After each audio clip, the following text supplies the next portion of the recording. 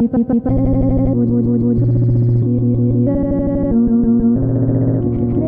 many people, this case is very controversial because the killer at the end of the day ended up walking free.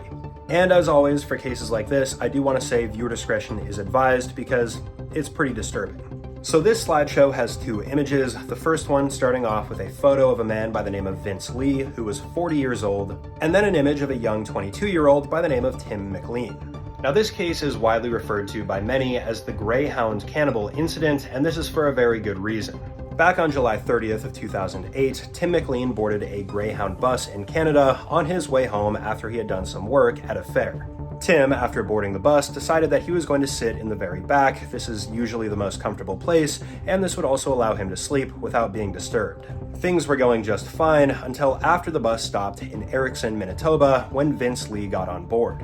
Initially, Vince was sitting in the front, wearing some glasses. He was a very tall-statured man, but after a rest stop, he decided to move into the back next to Tim. At this point, Tim pretty much didn't acknowledge Vince because he had headphones in and he was sleeping at the same time, and this would pave the way for a horrible incident to take place. Out of nowhere, passengers reported that Vince pulled out a very long, sharp object, I'm using a euphemism here, but you guys already know what I'm talking about, and immediately went after Tim's neck and chest area. While this was happening, the passengers of the bus, of course, were panicking, and the bus driver ended up pulling off to the side of the road, and everybody exited, just leaving Tim and Vince inside. The bus driver and a couple other men attempted to rescue Tim, but it was already too late and Vince chased them off, so for 3 hours they sat on the side of the road while Vince had his way with Tim's remains.